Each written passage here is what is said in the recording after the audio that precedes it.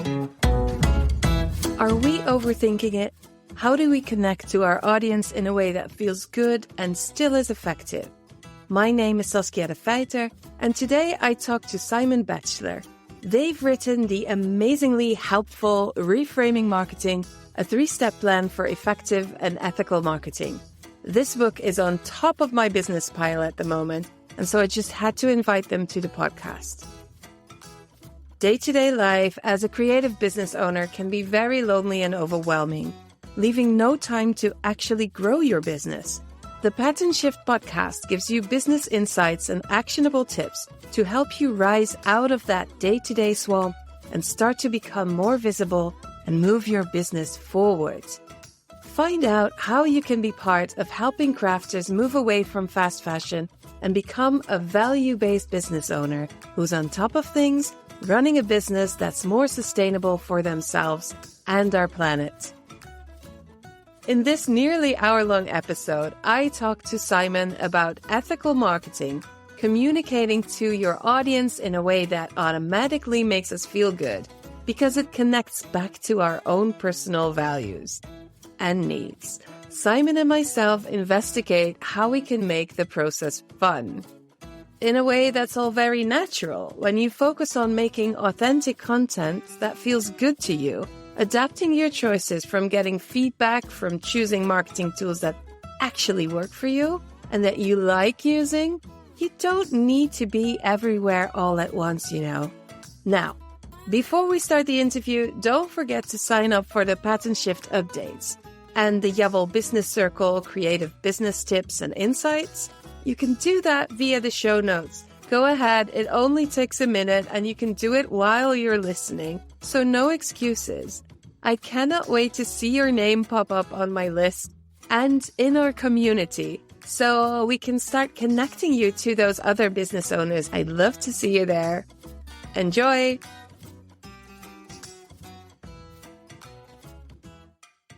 I'm super excited to talk to you because your book, Reframing Marketing, a 3-step plan for effective and ethical marketing, is on my shelf, and it is actually on the pile of my most loved and useful books that I use in my work.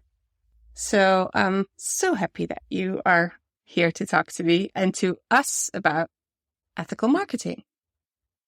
Excellent. Thanks so much for inviting me. I'm pleased to hear that my book has made it to the top of your bookshelf. So let's start with the most important question. What is marketing? I think marketing really is essentially getting people curious about what it is that you're doing, because marketing is sometimes presented as an opportunity to get people to buy what you're selling. And sometimes it is presented as a way to persuade or manipulate people into making a decision or a purchase that they weren't necessarily considering. Both of those are, I guess, true in some senses. But for me personally, marketing is really about getting people thinking, it's about getting people curious, and hopefully getting people excited about something they either didn't know before or are suddenly become interested in or aware of, I think is probably the word I'm looking for there. And you talk in your book about ethical marketing. How's that different? There's a whole book about it. But yeah. How... Yeah, ultimately, I think the best way of describing ethical marketing being in its differentiation to marketing is that the aim is to get people to a point where they feel that they've made the decision to say yes themselves. I think that's the broadest term. You are helping them get to a place where they know what they need to know to make an informed decision about whether what their next step is the right one for them. Mm-hmm. Yeah. And so for me, focusing on ethical marketing completely solves the feeling icky around the selling. 100% doesn't bother me anymore. I think a lot of marketing in its traditional sense is just focused on the end point, which is the sale. So a lot of industrial era thinking around marketing is all about how can I sell 10 of these units? How can I shift this number of boxes at a decent margin to some people. And essentially it's all around selling average stuff to average people who don't really care about what they're buying and don't really need or want what they're being sold. You can do that all day long. There's a lot of big companies out there that can help you do that. But if we flip that round to the people listening, no one here, I presume, has an interest in doing that because that's why you're doing what you're doing. You've made a conscious choice to do what you do differently. A lot of the marketing advice just simply doesn't work because ultimately it's bullshit in the sense that it's just selling people what they don't want. If we make the first flip, which is what most marketing can't do, and it's just to think about where the client is now. Where is that person who you'd like to get to know more right now? What are they thinking, feeling, and doing? And even taking that one step is probably more than most people who do marketing would ever do, because you're considering from the client's perspective their starting point. Mm. And a lot of the time, especially if you're selling something that isn't necessarily a kind of a necessity, or it isn't something that people would actively seek on their own, then you're not actually even trying to make a sale. It's that thing of, I work a lot with coaches, and the biggest difficulty of trying to get people interested in coaching is that most people don't know what a coach is. So you're not actually marketing about the coaching work at all, because that's way too far down the journey. What you actually want to do is start off by saying, if you're thinking, feeling, and doing things like this, then did you know you can think, feel, and do things like this? And for a lot of people, that will be that aha moment, that is interesting. I'd never thought of it like that. And that sometimes can be the link that starts that journey of interest, of curiosity, of discovery, that then leads them to go on and either follow that path more or go, maybe that's not for me, and they go off and look at something else shiny on the internet. But a lot of the time, people don't know what they don't know. So if you take marketing as in, how can I help someone who doesn't even know even the world I operate in, how do you just tell them that world exists? Because a lot of people don't even know there's an alternative or a different way of doing things or thinking, purely because no one's ever talked to them about that, or they didn't even know it existed. So they can't get involved with it or get interested in it if they don't know it exists. Sometimes it's just about linking two things together that are incredibly obvious to you, perhaps, because you do them all day, every day, and going, hey, did you know these two things are linked? And someone goes, it's interesting. I did not know that. And from there, a whole discovery journey will then carry on. Yes. And I'm thinking about something that you wrote that is marketing is simple, but it's not always easy.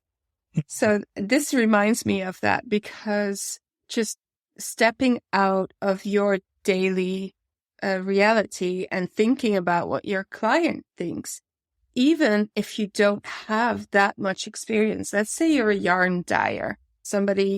They buy undyed yarns and they make these wonderful, creative looking, colorful yarns, and it's all dyed by hand, and it's very specific to them and a brand called Ovis Etc.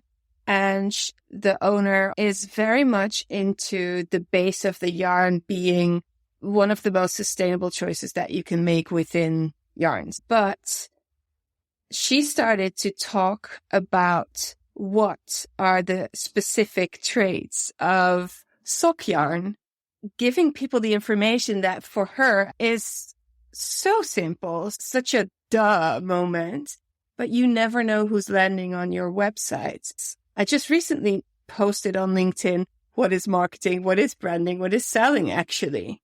Because it's the same thing.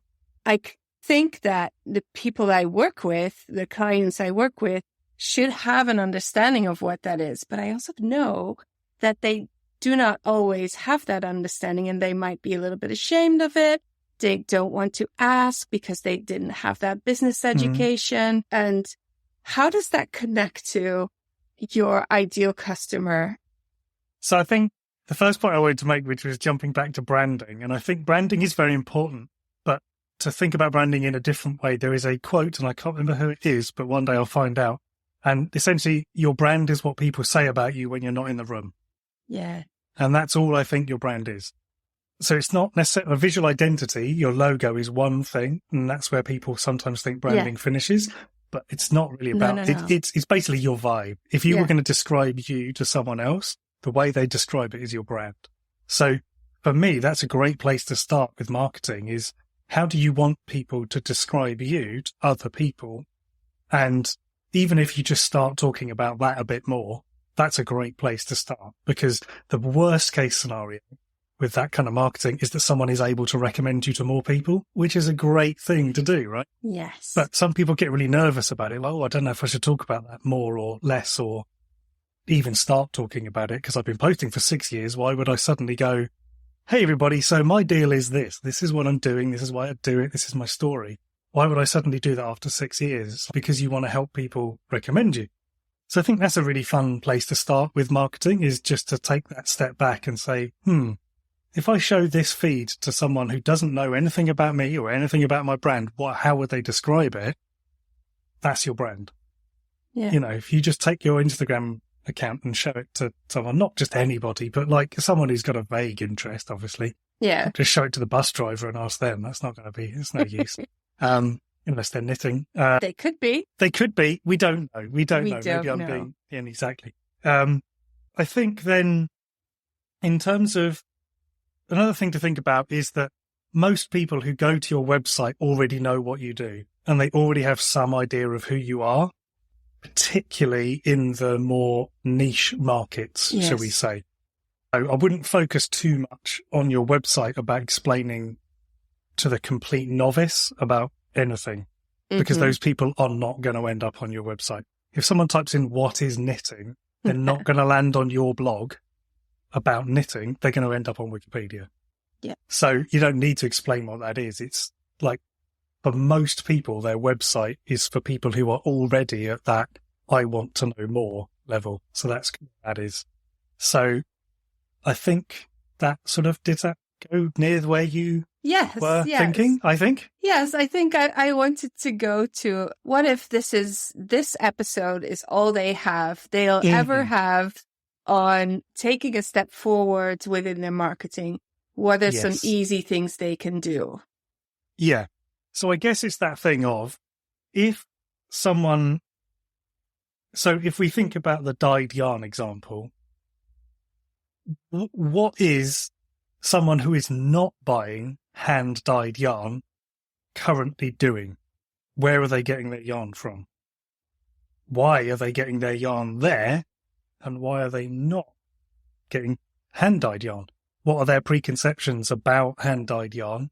And how might you be able to show how these two things are very similar in some ways, but they're very different in other ways? And that kind of content is the kind of content that's very shareable. That's the kind of content that's very recommendable. That's the kind of content, as long as you keep it super simple, that's the kind of content that'll get watched and shared and interacted with, because you'll get that, I never knew that. Yeah. So you could say, one of the things I often think about, I think one of the things is the amount of time that goes into all of this work. And sometimes that can be fun to be like, let me show you what goes into making this. And behind the scenes stuff is always what really interests people, I think. So even some of that can be really interesting if you're not already doing that kind of content.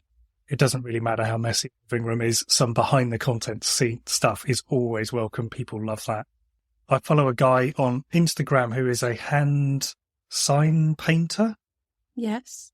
And he did the side of like a hot dog stand in LA. Yeah. And it got 14 million views, because just watching this guy with an impossibly long brush, like paint lines, is so aesthetically pleasing. It's literally just him up a ladder, painting the side of a building.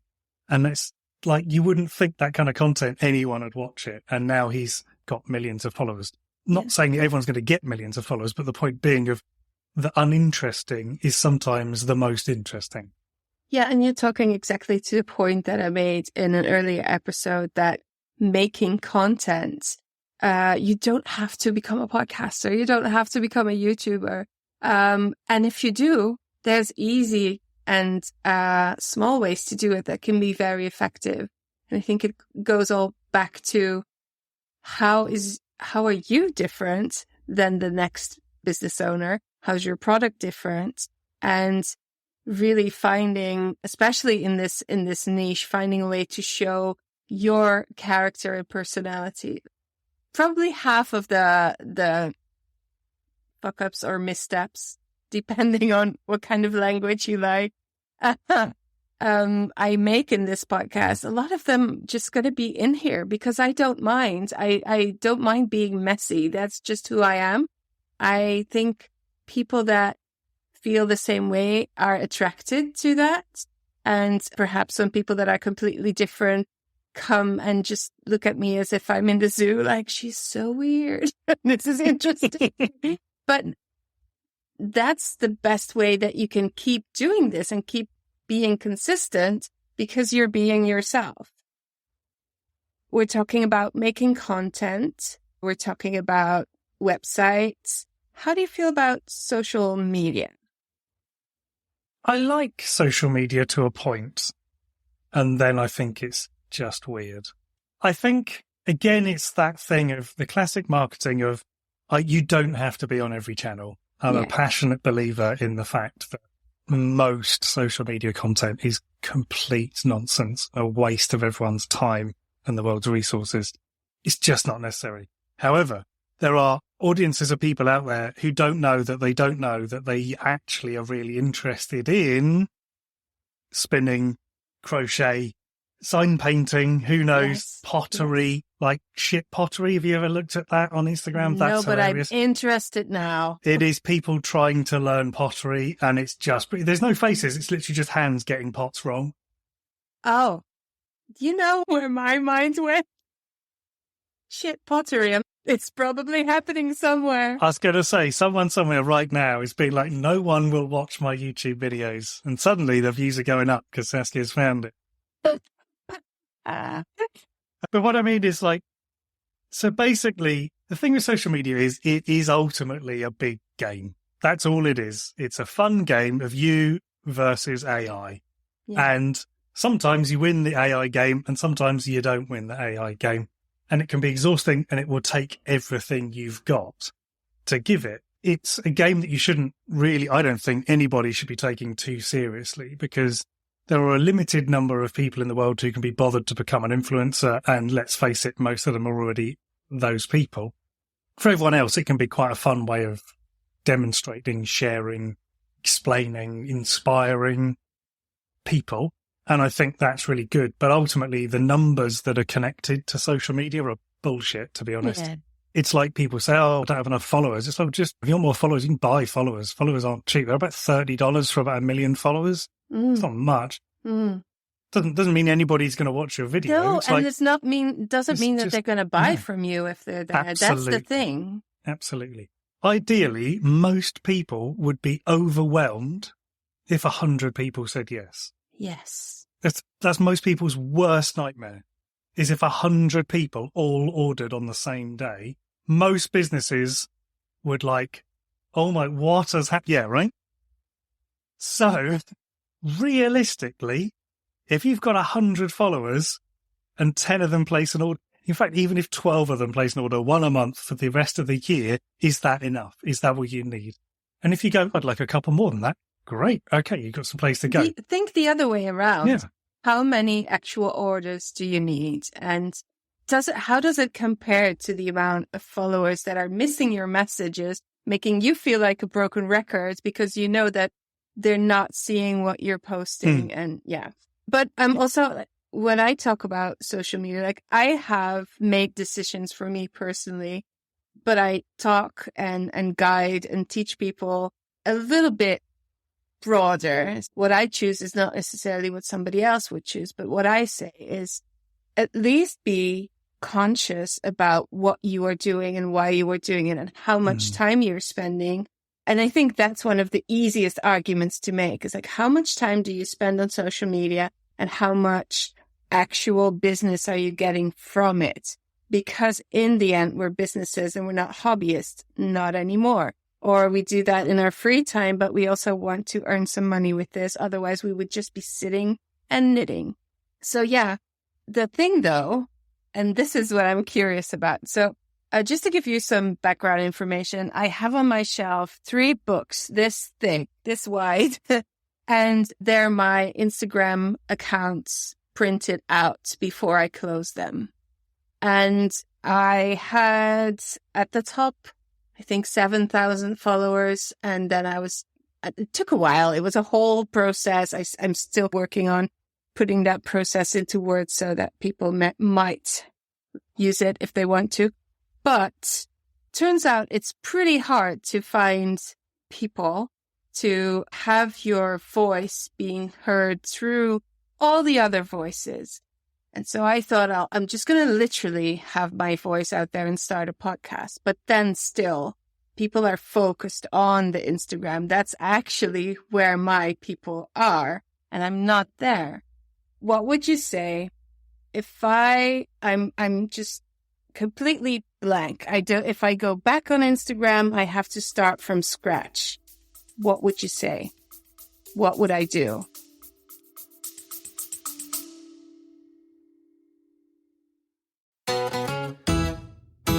Hello, friends. I just want to say something to you quickly. So if you're liking the podcast, if you're liking what I'm talking about, consider joining the mailing list. I have bi-weekly updates on the podcast and or business insights and tips. The occasional exercise to get you ahead. If you want to actually talk to other business owners about the things that I talk about here on the podcast, why not become a Yavol community member for as little as €8.50 a month? That's like buying me coffee and a croissant. But don't do it for me though. Do it for yourself, because I promise that you will get something out of it, either the emails and or the community. So you can either go to the show notes or sign up through yavol.myflowdesk.com/patentshift. I hope you'll join us.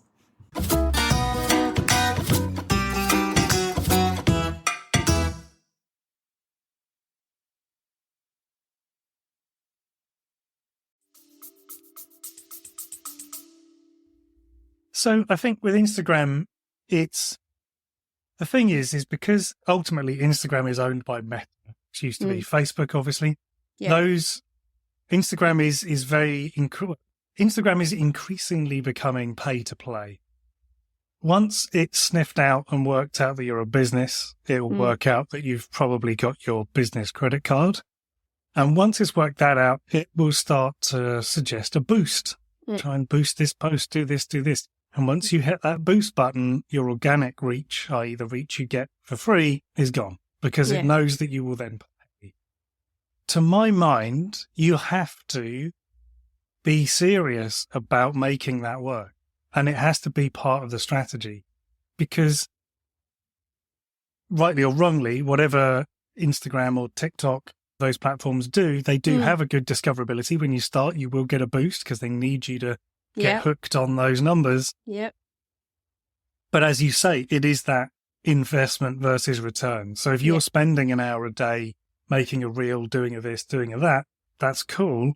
But also, is that an hour a day you could be doing something else? Is that an hour a day you could spend in a community, adding to people's conversations? Could you spend that time on Reddit answering questions? Mm-hmm. Is there a free community with much better engagement from actual humans where your time could be better spent?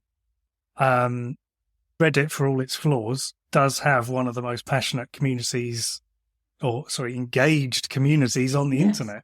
Yeah. Because bots get downvoted super quick and sales get downvoted super quick. Real helpful, useful humans rise to the top and are seen and are visible. So I would say there's potentially a lot of other places that an hour a day could be better spent because ultimately, even if you get a lot of eyeballs on Instagram, you are still next to Shein, H&M, Amazon. I get a lot of fucking Amazon. What else do I get?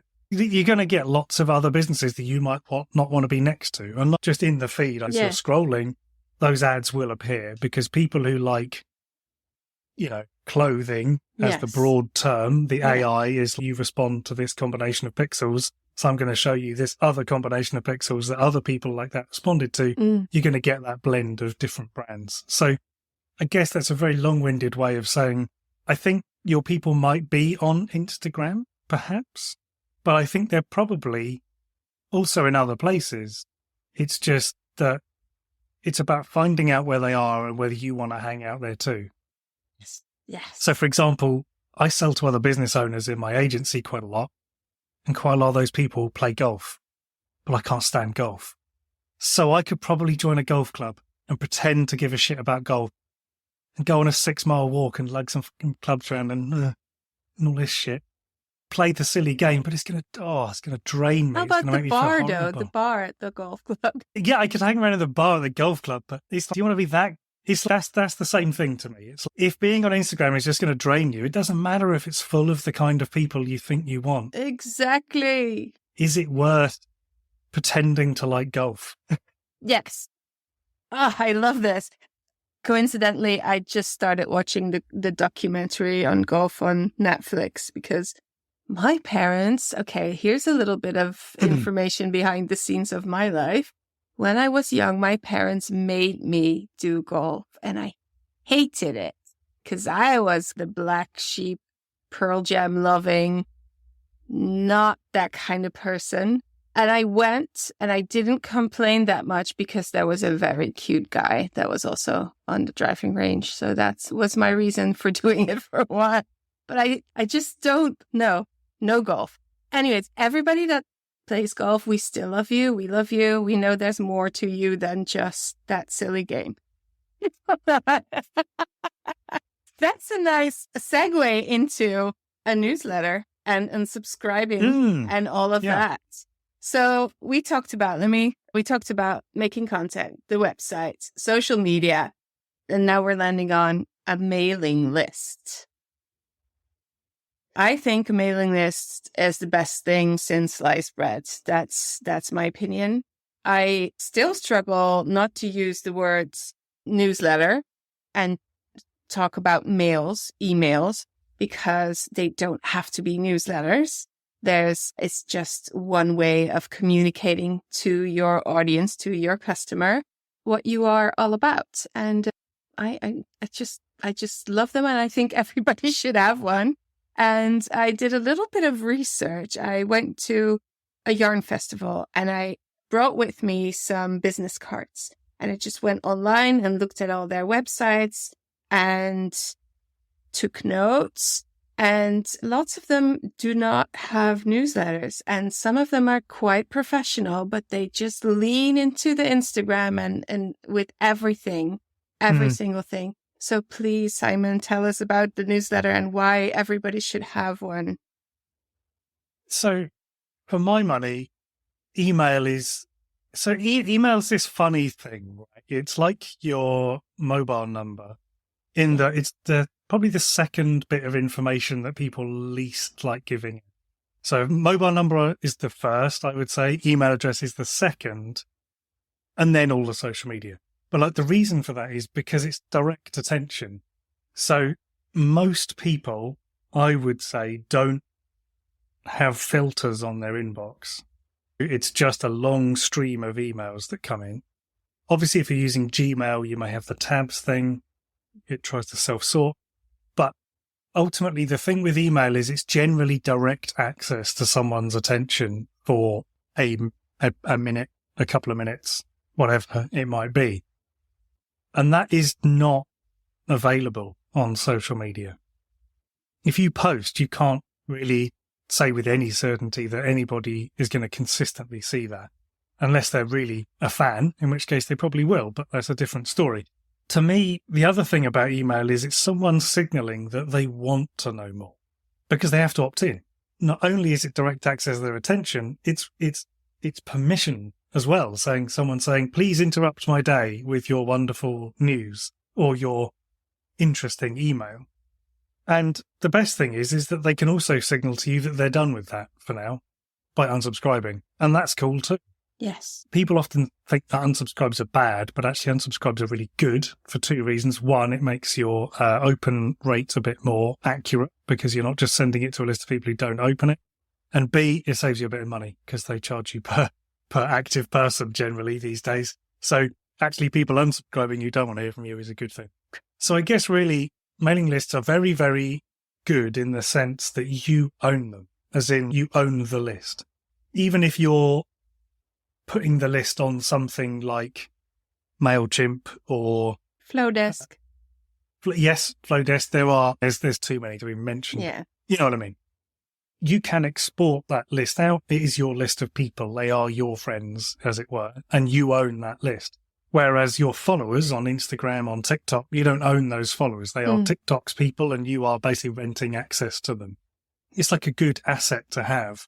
And if you can get a consistent readership and you can get consistent engagement with your emails, then I think that often can be more effective than social media anyway, because you can still send people videos, you can still send people links to your blog, you can still send links to other articles, to products, to whatever you want.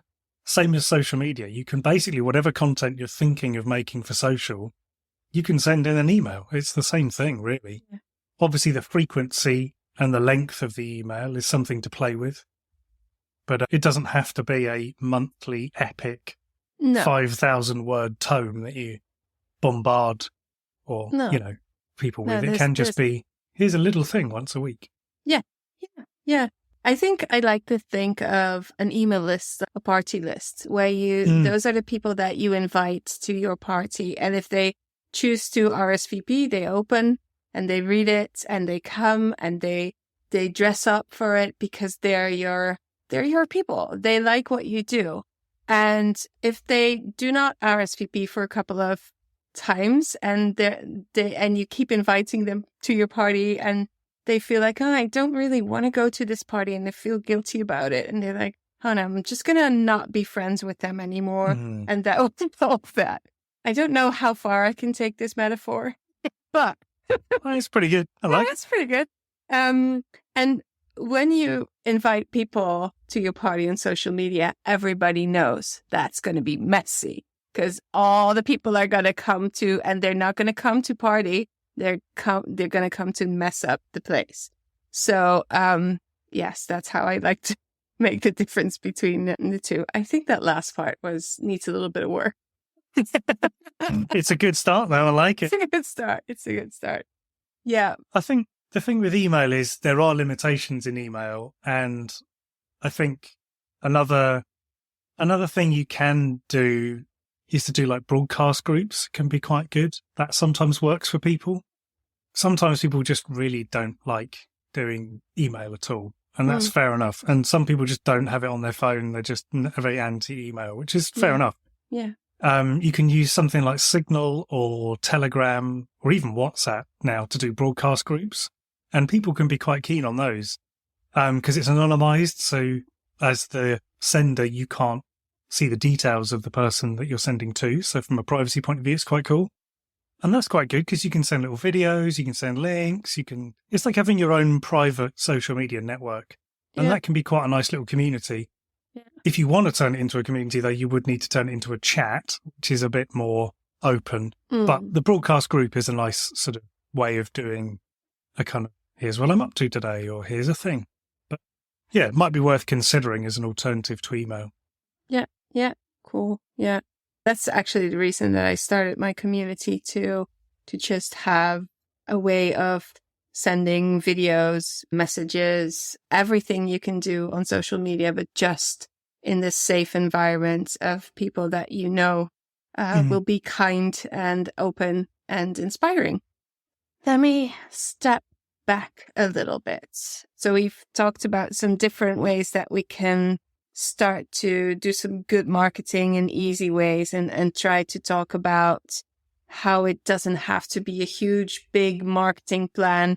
It can be small steps that you adjust in your daily or your weekly routines to become a little bit better at reaching your audience.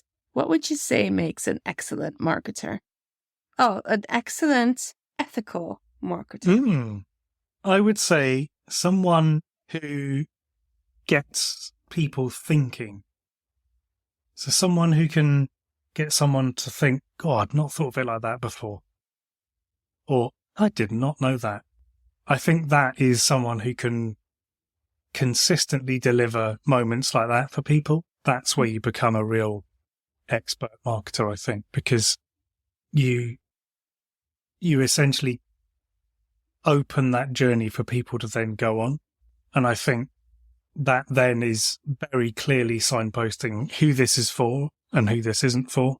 And I think that really separates people out because you're just looking to inspire and get people curious. And I think that there's not many people doing it. So when I do see people doing it, I'm all over it because I love it. Yeah. Wow, that was a lot, but also not a lot. It's a good start, right? It's a good start. Yes, definitely. And so other than obviously your own book, what would you say that small businesses, whether they're starting or a little bit more experienced, what are good places to go? Books, writers, what are your heroes? Who are your heroes? I'm a big fan of Seth Godin's podcast, Akimbo, Yes. AKIMBO, as he says at the beginning of every episode that we all remember. He's basically one of the, I'm going to lovingly use this term, he's one of the grandfathers of marketing in my sense, as in he's been around since before the internet. And most of those people have given up and gone to live on a golf resort by now, whereas Seth Godin is still going and he's doing some good work. And he's passionate about helping people understand more about climate change and ethical marketing and better leadership and more human-centered solutions to a lot of the problems that we face. And he just shares incredibly generously, and his podcast is about 20 minutes long. He calls them riffs or rants, and he just talks for about 15 minutes and then answers questions.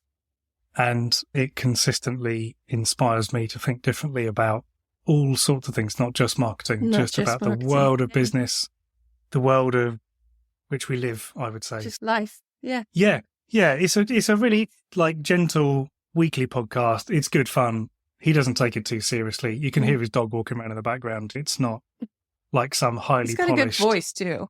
Yeah. Yeah. Yeah, he does. He does. Not strong glasses game as well. Talking about Seth Godin and what he talks about connecting your personal values to your marketing, and how do you feel about that? Personal values, business values, marketing. How do you incorporate it in your story? I think there is a place where the reason why you do what you do and the things you believe and the things you do in your day to day make a difference to what it is you're bringing to the world in your products, your service, whatever it is. And that is worth talking about. There are probably other things that you think about, believe and do that are maybe in the same ballpark, but not directly connected to what you think and do. And maybe they might be a bit fringe to bring in. They might be a little bit, that might put people off for the wrong reasons. Colorful leggings? That's definitely one, because that's all about expressing yourself. But that's it's that thing of, there are definitely some things that are going to make your brand, your kind of vibe, I think, is what it's about bringing. So if that helps express the work that you do better, then it's worth bringing. Yeah. But if you're not so sure about it, you don't have to bring that to start with. Yes. It can come out as you evolve and share. And when people say, like, one of the most common questions I get is, how much do I need to post? Like, how often do I need to post? And I say, don't focus so much on how much, but essentially the guide I always give is that the first 50 posts are a warm-up. Yeah. That's you just experimenting, trying, seeing what happens, throwing an idea out there, try something a bit different. And two things happen after you get to 50 posts. Number one is that it becomes more consistent, becomes more fun, it becomes more enjoyable, because you're just doing it to get to 50. You're just like, it doesn't matter if I don't cover everything in post 20 because I've got to do post 21, so I can do it in post 21. Whereas if you're only focusing on doing one post, you'll try and take your entire business and squash it into 30 seconds. That's never going to work. Yeah. Whereas I'm going to do 50 posts, that's a whole year of fun, of experimenting, of just mucking about and seeing what works. The second thing that happens is you stop counting. No one's ever messaged me and said, Simon, I've done my 50th post, now what? Everyone's just so consistently doing it and showing up and having fun with it that they just go off and do marketing. So I think that's the real way of making sure that you show up in your marketing, is to just keep going. Absolutely. Because you'll do something, you'll make a video and you'll be like, this, everyone's going to love this. This idea is just, I'm so excited. Yeah, and you hit wait. post and 4 people watch it and you're like, okay. Yeah. And then another one, you'll be like, I'm in a real hurry. I've got to go somewhere. Shit. And you do it and you rush it. And everybody's like, oh my God, I love this. Why, more of this. Love. And you're like, I didn't even really think about that one. Yeah, I love this. I love this. I love that you said fun and being consistent. And as an example, this podcast started as a smaller life, making decisions on doing things quietly, more intentional, more consciously, all within the crafts and the same kind of group of people. But it was intended for, it's actually the same. The thing that changed is that what I love doing is helping small businesses get to the point where they can get to the fun in growing their businesses and selling their products. And because I love doing that, I focus the podcast more into that direction and hopefully inspiring them to have fun doing the things that they're doing, connecting it to their personal needs so that it'll stay fun, and their values, which I think is very important too in this day and age. When you have a business, you really have to think about those things. And I was just watching a YouTube video, and it was with Simon Sinek, and he was talking about the help others industry. We need the help others industry. And I also had an email from a mailing list from Mary Portas, who's talking about the kindness economy. And I think the helping others industry and the kindness economy just really connects to this whole idea of ethical marketing. And it's industry, it's economy, it's marketing, it's all the same words. But the way that we I'm thinking of decorate that Christmas tree. That's a little bit early. Somebody help me find the right word. I was onto something. But the way that we kind of shape our work can be done in a way that really, truly connects to ourselves and to a fun and a good way of doing things. And doesn't have to be all that hard either. Yeah, I think that is the secret to it, is that I guess the bit that no one really talks about is that the first few feel hard. The first few are weird and am I really sure I want to share this? Is this really what I want to do? And everybody feels that. And I think that's the bit that people don't talk about enough. But I think the thing that people only really ever see is the bit where it is fun for that person. And they're like, oh, they're not having a really good time making that reel, or, oh, they make doing that look so easy. And it's because they've done 50 of them. They've done 100 of them. They've done 1,000, whatever. But actually, very few people see number 1 to 10. And they definitely don't watch them in order. And there's all this sort of misconception about it. But I think if you can get past that first post, if you can get past 5, if you can get past 10, it's like in the UK, we have the couch to 5K, they call it. Yeah, I've heard of it. Yeah. It might be, I don't know if the same name, but essentially couch to 5K. It's like the first thing is to just run to the end of your road and home. Yeah. It's like that's it. Is you got to find your shoes. And then you've got to put them on, and then you've got to get out the door. And then it's actually, after that, it's just incremental. Yes. So I think with Instagram or LinkedIn or Reddit, the first thing is finding your phone. The second thing is lining up a shot. The third thing is making a post. Posting is the easy bit, actually. It's what can I do? And I think that the listeners here were going to be in a creative mind space more than perhaps some of the clients that I work with. So I feel like it doesn't have to be aesthetic. It doesn't have to be trying to complete the Pinterest look. It's just, what can I show someone about this? In a way, it's better if it's not.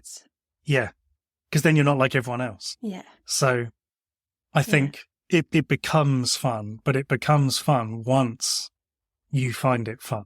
Yeah. And I think you will find it fun when someone comments on it and goes, that's great. Or, oh, I didn't know that. Or Yeah. you'll see, oh, they've shared it or Keep listening. reposted it. Or Yeah. Keep your eyes and ears open to what the reactions are to what you're doing, and then take notes and then use that. I just can't seem to end this conversation because I just love it too much. But just one more thing. So in the program that I teach, I took one making magazine, a magazine for textile crafts, and I took pictures of all the advertisements and I showed them in the curriculum. I'm like, okay, what do you see? And they were all skeins of yarn with dried flowers on either a wooden or a marble background, usually with tea or coffee. Yes. It's always a all coffee. the same. It's all the same. And how can you it all looks beautiful, but people just scan over it. So if you can find a way that, unless you're the OG of the coffee skein, if that's what you came up with and you could just stick to it, just hold it. If your coffee shop sells yarn, you have permission to do coffee and yarn. Anybody else, get out of town. No. Just try something else. Try harder. Yeah, try harder. Yeah. C-, try harder. We cannot end it on this note. Literally on this grade. Let's not do that. On shaming other people's marketing. Yeah. No, I think what you've done there is highlight why marketing is simple, but it's not always easy. Yes. And it's simple because all you've got to do is not do what everyone else is doing. It's that thing. It's just like, what are the questions that nobody else is answering? And if they're not answering them because they're too simple, they're not too simple. It's just people probably just think it's too simple. So what are those questions? You know, if you often knit in your car while you're waiting to pick up your kids, then in front of the traffic lights. Yeah, then why not just show that? It's like, if you're doing stuff in places that are normally not what you would call photogenic or Instagrammable, then that's a great place to start, because someone else might be like, oh, I've often thought about that, but I didn't realize you could do that. Or obviously you don't want to be doing it whilst driving. That's definitely going to get some attention for the wrong reasons. But there's definitely that thing of, well, I didn't know, like, I didn't think I was allowed to do it, you know? Or I didn't think people like me were allowed to do this. That's a big thing. And I think representation and being visible and being seen doing it is a huge part of the craft. Because if everything looks like coffee shops and wooden desks and blah, blah, blah, and you're like, well, I don't like coffee, then you'd be like, well, obviously wool isn't for me. I just drink absinthe when I knit all the the time. Like, it's silly little things that I think sometimes everybody's focused on this aesthetic. And if you don't get that aesthetic, then it's not for you. And that can be quite exclusionary. So even just by showing someone, I just knit while my kids are watching telly, or I knit during meetings like Zooms or whatever. Just that could be a really fun knitting. Exactly. That could be a fun little thing to start. And that's the kind of content that people aren't gonna notice. But I think, ultimately it's just about trying to work out what is it that you think would get the kind of people who you think would be interested in what you're doing. And it doesn't have to be trying to solve all the problems. It doesn't have to be trying to show them all the things. It can just be hey, look, sometimes I do this and sometimes I do that. And eventually those people will go, I think I could do that. I'd like to know more about that. There we go. Thank you so much, Simon. Oh my gosh. I really need to talk to my teams. Because I asked, today's my birthday, and I got these amazing headphones, which is great. But next birthday, I need an on-air sign. Yes. Because they just are so literal. Like, if I say I'm in a Zoom call from 3 to 4, it's now 4:16, they'll just come and knock on my door. Yeah, okay. So I'm going to turn this into a more natural ending. or we'll leave this in. Oh, You never know. see what happens. But this is original content. This is reality. I record my podcast in the house. I have 2 teens. They come home around this time, and it's usually around the time where I do my interviews. I send them a message. Don't come into my room. And this time, and this is what happens because they need a snack. And that's probably all there is to it. It's not, somebody's not bleeding. There's no fire. They just need a snack. That is the reality of a professional person. Anyways. Yeah. Simon, thank you so much. I think you were very, very helpful in answering my question. And how do we cure ourselves from the icky feeling that marketing can bring us? And how can we make it easier, and how can we get inspired to do things a little bit differently? So thank you so much. And again, Reframing Marketing is Simon's book, and it's amazing. And I think everybody should get it. And obviously, I'll share a link. Thank you very much for having me. It's been really good fun. I would love to hear about your thoughts and ideas around this episode. Please go to patternshift.fm and leave me a voice message or comment below the show notes. Do you want more actionable business tips and insights that speak your language? None of that icky businessy lingo, but coming from a slow fashion business expert in bite-sized chunks. Stay a bit longer on patternshift.fm while you're there and sign up for our bi-weekly mails and information about the platform I've built so that makers and sellers can connect and build a solid base against fast fashion, because fuck fast fashion, right? Until next time, and remember, every stitch counts as we work together and create a pattern shift for you, your business, the crafters, and the fashion industry. Bye!